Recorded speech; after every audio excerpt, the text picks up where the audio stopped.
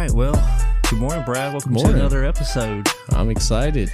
You like when I look at you? No, I hate it so much. Well, like we teased in the last few episodes, it's just full of guests, and we have a special one today. We do. And I mean that in every bit of the way. He's very special. Special friend of mine, and he's a little crazy.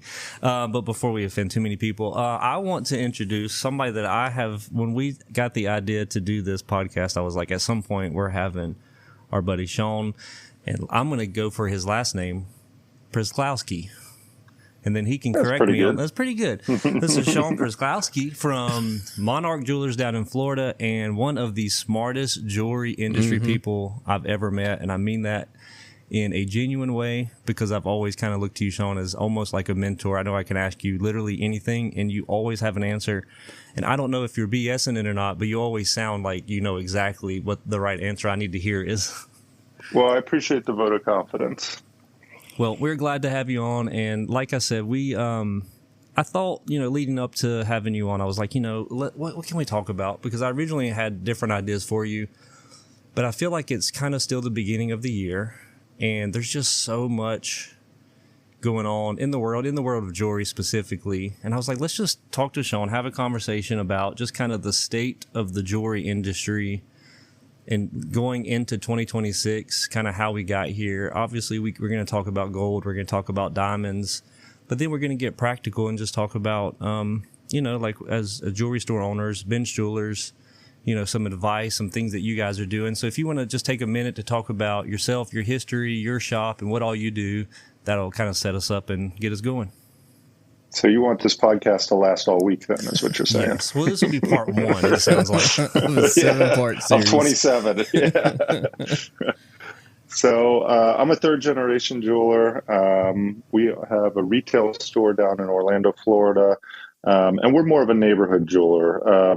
Think of Orlando and you think of tourists and Disney, but really what we service is more of the community, that sort of thing. But we also do trade work as well. So, I tell people I have the benefit of kind of having my finger on the pulse, because I get to hear what stores in Massachusetts or California or Texas or kind of all over the country are doing. Whereas, so I'm not just getting the Orlando perspective. I get kind of the full perspective. We're a full service store. We're pretty prolific in terms of what we do. I have 5 goldsmiths on staff. We have 2 guys in our CAD department. And then I have what we call a front of the house, back of the house. Our front of the house is our sales team. But last year we did 880 custom designs and about 4,000 repairs. So we do a lot of work. Keep them boys busy back there. Just a little bit more than we do, Dusty. Just slightly. Yeah. Well, we've definitely been on the receiving end of some assistance from you. That's for sure. And I have to, I got to clarify that because a lot of, I would say that's about 55-45 retail and trade work. So, just so that people get a good perspective on kind of what we do. Uh-oh. There we go. I lost you for a second there. No worries. We started doing trade work a few years ago because it kind of evened out what our goldsmiths were doing. It was I would say it kind of smoothed out the projects.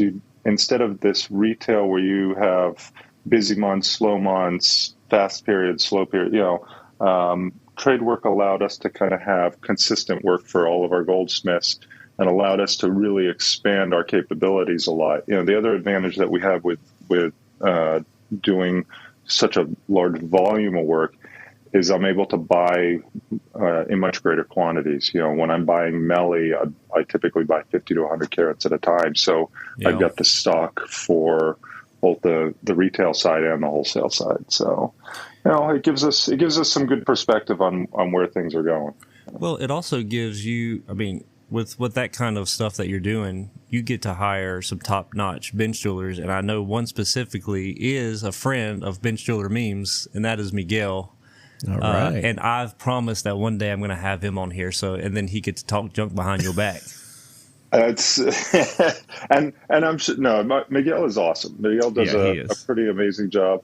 One of the things that I really, and let me just start by saying I'm biased, but one of the things that I really like about Miguel is, he's technically proficient in that, he does hand engraving, he does enameling, he does a lot of the really what I call dying arts in our industry. Mm-hmm. But beyond that, he even when I have weird problems that I take stuff to him that's, hey, I know this isn't technically something that we do.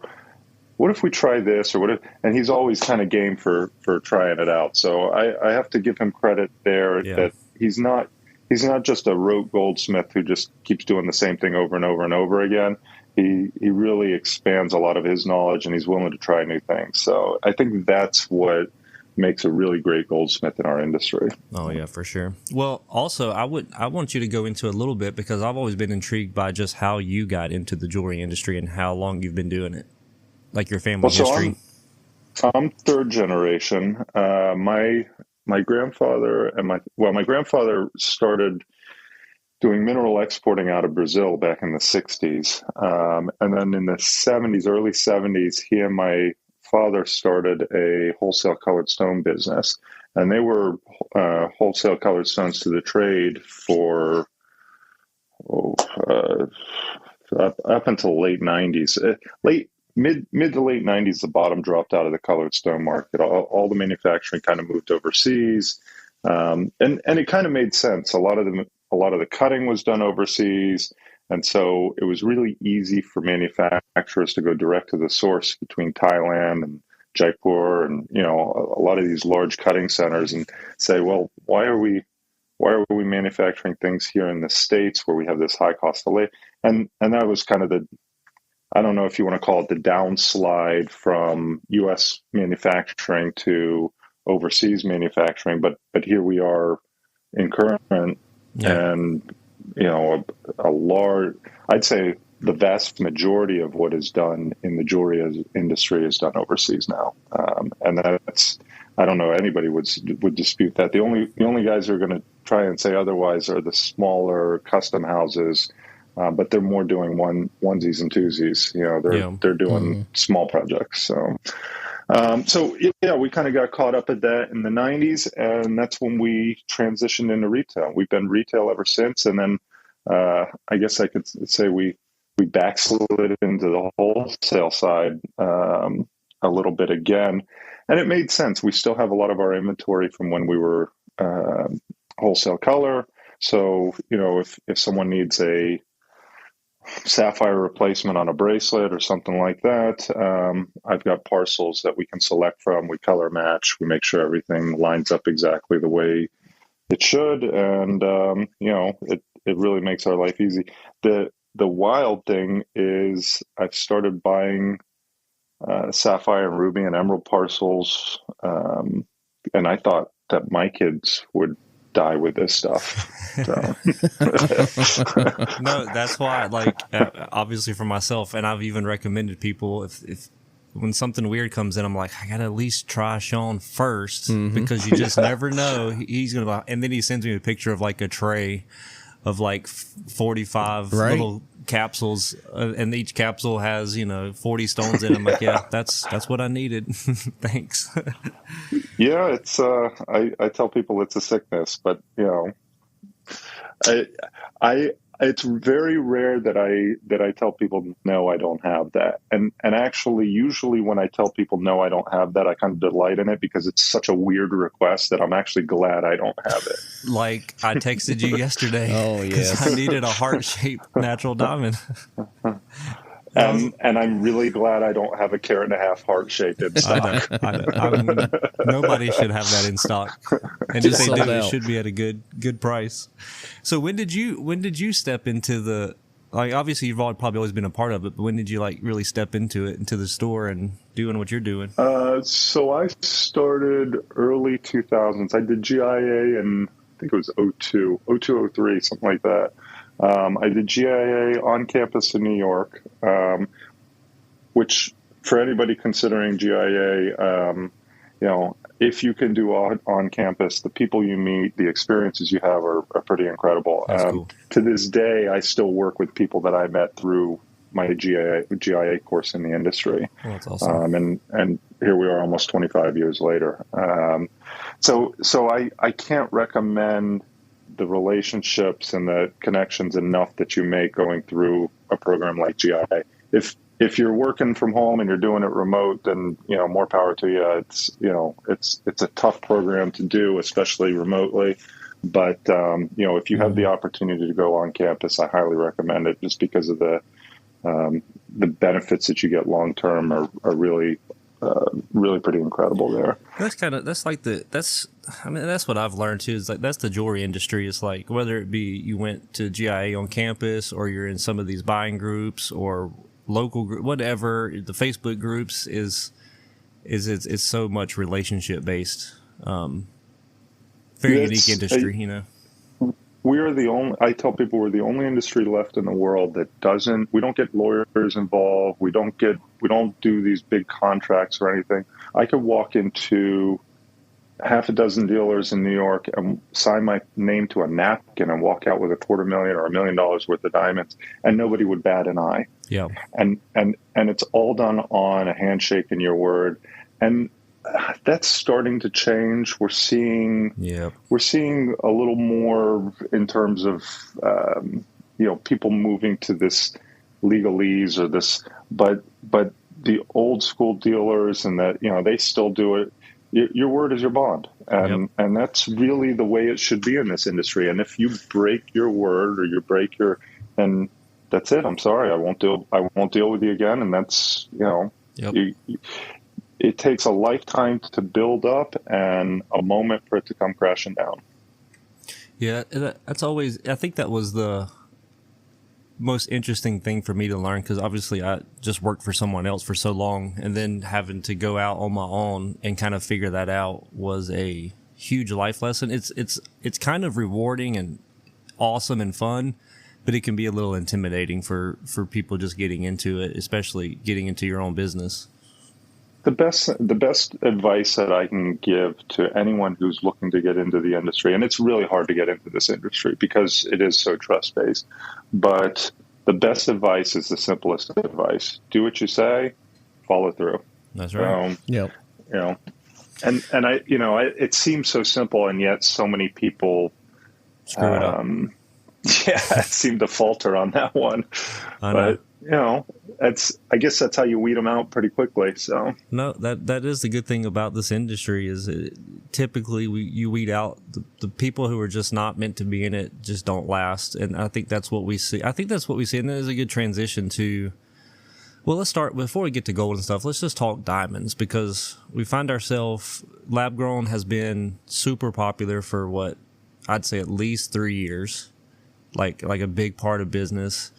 And now we're seeing, they're at almost rock bottom prices, which you can talk about if you agree or disagree. And then we see natural. So before we get into like gold and other stuff, like, just what do you see in 2026 of like the lab grown versus the natural, and what are you guys seeing, and what do you expect to see as this year unfolds? So, we heard a lot of talk about how lab was going to bottom out. It was going to be worthless, and we would start to see this shift back to natural. And I think a lot of people were saying that more hopefully than certainly. My prediction a year ago was that there's too much lab in the market, that eventually what was going to happen was a lot of these smaller dealers, the ones who weren't well capitalized, were eventually not going to be able to keep up. They were going to declare bankruptcy, and then the big guys were going to buy their goods out of bankruptcy at pennies on the dollar, and they were going to cost average down their goods. And to a certain extent, we've actually seen that happen. The amazing thing to me is we've seen goods on the market that are under the price of production. And that's a direct result of what I just talked about, but B, some of these guys just trying to sell at any cost to kind of, scrape along. Mm-hmm. When we were looking at lab 3 and 4 years ago, I had said there would be a hard floor. At the time, cutting costs for diamonds was about $100 a carat. Mm-hmm. Where I went wrong, what I didn't see coming was they ended up automating a lot of those functions, a lot of that cutting. So the Indians do an amazing job in terms of innovation and adopting technology. Mm-hmm. A lot of that stuff has been automated, and they brought the cost down to about $40 a carat for cutting. Dang. When you really think about that, going from $100 a carat down to $40 a carat on cutting is pretty incredible. But one missing piece with lab is they don't really care if they cut out extra material, extra weight, because it's lab. Yep, right. If you cut an extra 10% off in the case of speed, or in the case of getting a better cut or something, whatever, do it, get it done, and move on to the next one. And so we're seeing a lot of material come out right now because of automation and cutting.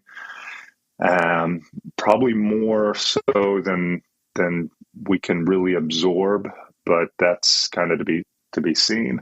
I think we're pretty close to the bottom. There will be some dealers who will undercut others just to get a sale, and they'll sell below the cost of production. But at a certain point, we're going to reach that equilibrium, and things will start to bounce back up. So you're saying 40 for just the cutting, or is that complete production cost?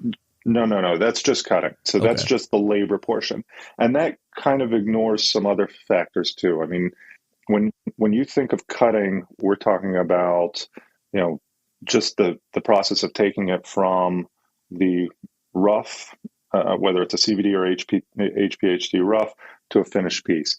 From there, you still have sorting, grading. Most of these go to IGI, some go to GIA, and some to some other labs. But you're gonna add costs. You have shipping. You have all these small costs that get added, and then of course you have the cutting house wants to make a little bit, the dealer wants to make a little bit, and so by the time we filter it down to a dealer or a trader, by that time, you're getting somewhere between $100 and $150 a carat, depending on what it is. Gotcha. Some more, some less. We're still seeing really firm prices in large, say, DVVS ones, that sort of thing. But as the technology is getting better, and as they're getting better at growing these, those prices are coming down, and they're coming down pretty quick. You got to remember, 5 years ago, a 3-carat lab was pretty unusual. Sure. 3 years ago, a 7-carat was pretty much unheard of. Today, you can buy a 7-carat at an incredible price. It's not that much more than a 2-carat or a 3-carat. So the technology has grown in leaps and bounds. But the thing that we tend to forget here in the jewelry business is that jewelry is the lab growing industry's stopgap. Their X prize is electronics. What's holding us back in electronics is silicone. Most chips are made out of silicone, and so if you overclock a chip, if you run it very quickly, it melts eventually. If they can make a chip out of diamond, you could exponentially increase computing power overnight. And so a lot of these developers are trying to fund their R&D through the jewelry industry. And it's turned into $1 billion industry just on the lab-grown diamond side. That's wild. Wow. So, I mean, I'll ask you, because I'm still not quite seeing the increase of natural diamonds. And I am hearing that some people are, and you get to talk to people all over the country. So are you seeing that kind of shift, or is it just, I mean, obviously lab grown fits a budget and a look for some people, and I think that is not going to go away anytime soon. But have you seen a little uptick and an interest in, I kind of actually just want to go natural? Because we haven't quite seen that yet. So what I've seen is more a shift in demographics. And I basically lay it out like this. If you are in the 25 to 45 age group, you're probably looking at lab. I'd say 9 out of 10 are looking at lab. Yeah. If you're in the 45 plus, think either second marriage or upgrade or, whatever your situation may be. But if you're in that older age group, all of a sudden you're looking at natural. And there's a couple of reasons for that. Well, hold on. Can we say 47 plus and 25 to 47? Just randomly suggesting that. All right, well, we'll give you a little bit of leeway there. But what happens is once we get into that older demographic, a couple of things occur. First and foremost, they've got more disposable income. They're looking at a $20,000, $30,000, $50,000 diamond, and lab just doesn't. What are you going to do? You're going to put a 20 carat on their finger? Right. Lab doesn't fill that need, as it were. But the other thing that they're interested still at that point is something that they can pass down, something that has maybe a generational wealth, maybe something that retains more value than what lab does. Because ultimately lab in terms of value retention, there is none. If there is any, it's maybe $100. It's nothing compared to what you buy into it on. But the younger generation could care less. That's not why they buy it. Mm-hmm. They buy it because it's the physical symbol of their commitment, and they want something that looks great, top quality, without spending a lot. Look, if they've got a $10,000 budget and they can get into a lab diamond ring for $3,000 to $5,000, they're in, and they're going to Bali with the remainder. Yeah. I mean, they're interested in the experience, not just the physical thing. And we're seeing this. Yep. If you want to transition into gold buying, we're seeing this in gold buying, silver buying. I mean, the next generation doesn't want this stuff. That's crazy. I get people in all the time who say, "Look, I offer this to my kids. They have no interest in it. I'm just going to sell it and enjoy the money." I think it's weird though too. Like we're starting to see. I mean, obviously we know gold is just out of control, and so people they're bringing in this stuff where 2 or 3 years ago, it's like as a piece, as a special item, it had like a set value to it.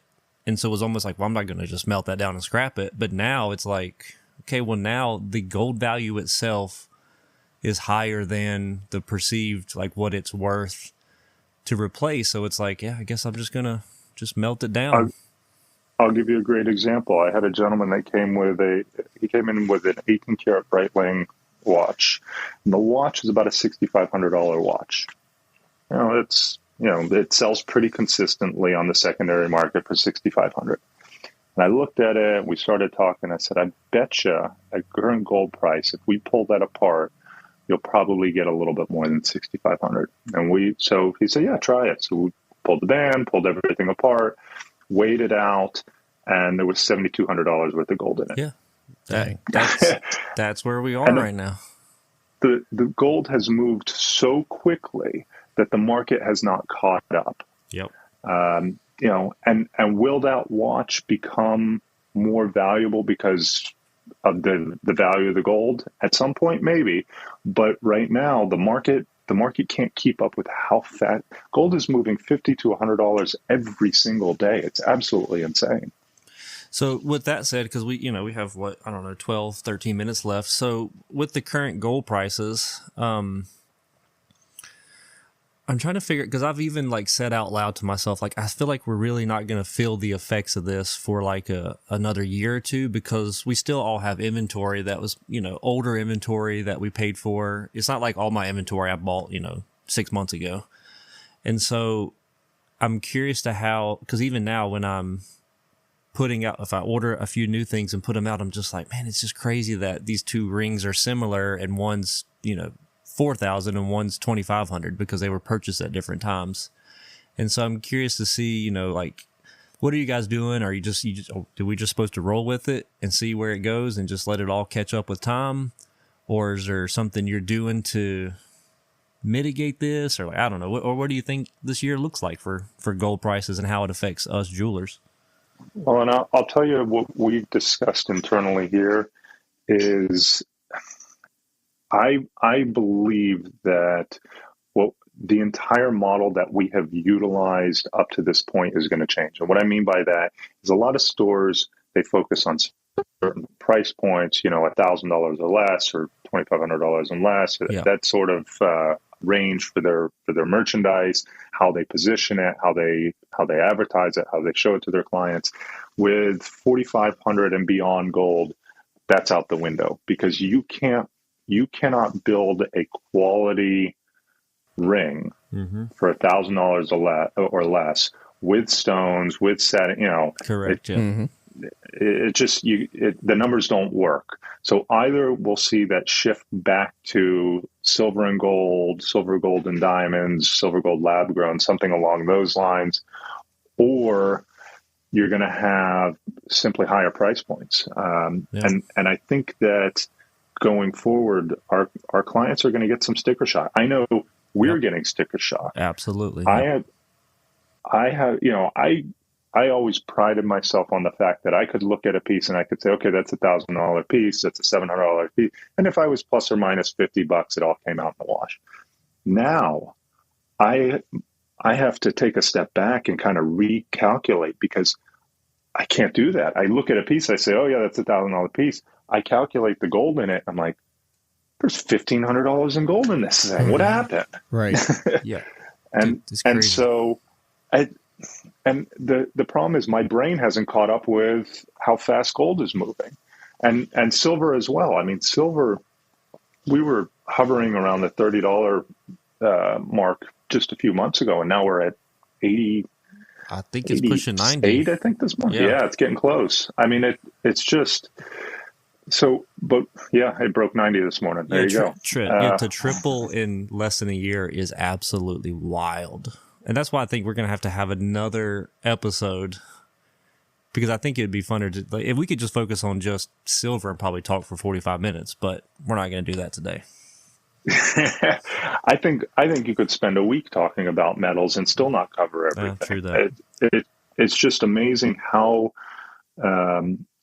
ingrained and how involved they've become in, not just in our industry, but in industry and manufacturing. They've always been present in manufacturing. It's always been part of what has pulled a lot of the inventory from miners, refiners, that sort of thing. But all of a sudden it has skyrocketed, not just because of that, but also now we have governments that are buying it in large quantity, a huge quantity. Look, if you and I liquidated everything and we put all of our money into gold, it wouldn't be a drop in the bucket. Nobody would bat an eye. Yeah. But when a government buys 100 metric tons of gold, all of a sudden it moves the market. Yeah. And that's what we're seeing. How about this? I think, and I'll put you on the spot, but a good way to end this episode is, I mean, you've kind of seen it all. You're living it on the wholesale, on the retail side. What would just kind of be like your outlook for 2026, or your advice for all people who are just bench jewelers working in a store or owning stores, and you're just like, hey, we're going into 2026. What's some just good perspective and advice that maybe you've even had to give your staff and your team or yourself, and that you could share with us, because we'll take it. I would say my prediction for 2026 is going to be more volatility, more uncertainty in the market, which is going to mean a couple of things for us in the industry. I think custom is going to be the number one mover and shaker. And what I mean by that is that the people who are doing custom well, those are the stores who are going to see more growth, because the general clients that are coming in, what they're looking for is something unique, something one of a kind, even if it's as simple as making a modification to something in the case, or making an adjustment to a ring, or personalizing it in some way. Anything from, the little side diamonds were very popular for a while, changing those out to birthstones or something like that personalizes it to that client, I think, is going to be a big mover for this year because it really makes it unique to them, and they're willing to spend the extra money on something that is unique to them. Going back to that 25 to 45 age group, they're more interested in the experience. If they can say, look, I helped to create this ring in some fashion, I helped to add these elements to this ring in some fashion, that's where stores are going to have a competitive advantage against those who are simply buying from a vendor and selling it to a consumer. Those guys are more merchants, and there's nothing wrong with a merchant, but I think they're going to have a much harder time with current gold price and silver price, and even labor everything has gone up. I think that's I feel like that's, I shouldn't say it's always been the case, but it's definitely when times get tougher, the people who are doing custom well and can have good, which is, kind of the heart of, the meme page, sometimes the highlight the bench jewelers, and the ones who have a solid bench jeweler doing good labor, those are the shops and the stores that really push through these kind of times.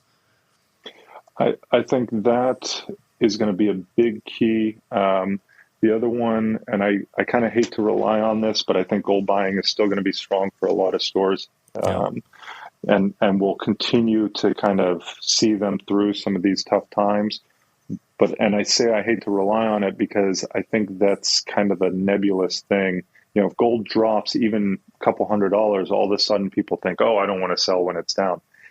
It's at historic highs, and you don't want to sell because it's down $150. It's just right.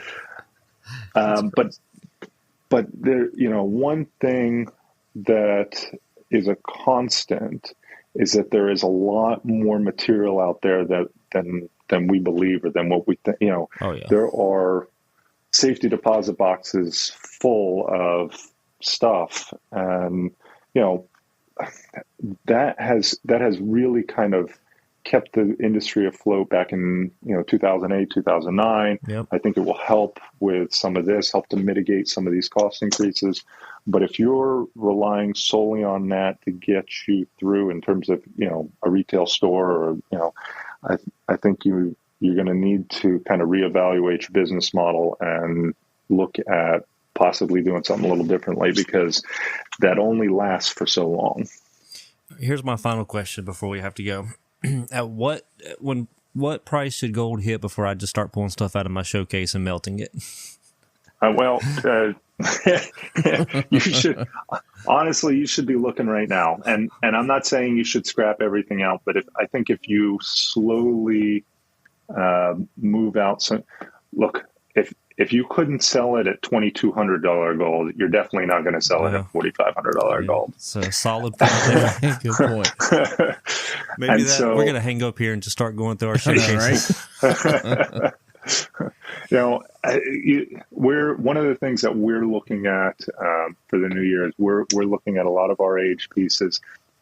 One of the big issues that we had, and that a lot of stores have this same problem. Yeah, maybe that. Yep, you're good. So, one of the main problems they have is a lot of stores, they say, well, I know it's aged. I know it's been here for a long time. But it doesn't take up a lot of room, and if I can just sell it, I can get my money or a little bit of profit out of it. But now that gold has gone up so much, you're going to get your profit out of it by virtue of the gold price differential. Yeah. And so, sitting on it even longer is just a fool's errand at this point. Turn it into something that can move. Turn it into, if you want to focus on price points, if you think that's the way to go, fine, do it. But I would say, most people don't like stocking lab. We stock lab. We put it in stock. And I have a large stock of natural. I have a large stock of lab melly, natural melly, you name it. And we've made that investment because we find that when people come in and they're comparing the two and they're looking at the differentials between the two, they are ready to, generally speaking, they're ready to purchase at that point. If I say I have to order it in and we'll follow up with you after a couple of days and we'll have a couple in for you to be, it's just that much more challenging to make the sale. So if you can turn some of your aged inventory, your old inventory into something that will help you make a sale on the spot in the moment, that's what you need to be doing in your store. Great point. Well, on that note, I'm pretty sure we have at least one customer with a watch in their hand right outside of our door. They sure do. But I do want to end with, Shawn, this was great, and I realized we did not have enough time. So I would love to, maybe we'll give it a few weeks, and then we can circle back and maybe dive deeper. If you'd be open to that? Always open to it. I'm always happy to chat with you guys. All right, man. Well, Shawn, you're the man, and I hope you guys have a great day, and we'll talk to you soon. It's been a pleasure. See you, man. Thanks, guys. Right, bye-bye. Take care.